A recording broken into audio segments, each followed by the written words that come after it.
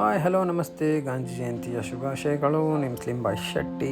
ಇವತ್ತು ಗಾಂಧಿ ಜಯಂತಿ ಇದ್ದಿದ್ದರಿಂದ ನಾನು ಸ್ವಲ್ಪ ಜಲ್ದಿ ಅಂಗಡಿ ಹತ್ರ ಬಂದೆ.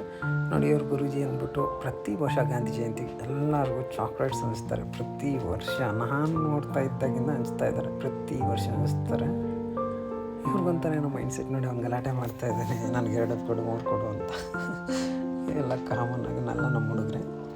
ಮತ್ತು ಇದೆಲ್ಲ ನೋಡಿಕೊಂಡು ಎಲ್ಲರಿಗೂ ಕೊಡ್ತಾರೆ. ಅಲ್ಲಿ ಯಾರು ಸಿಕ್ಕಿದ್ರು ನಮ್ಮವರು ತಮ್ಮವ್ರು ಯಾರೆಲ್ಲ ಎಲ್ಲರಿಗೂ ಕೊಡ್ತಾರೆ. ಮತ್ತು ನಾನು ಹೊರಟು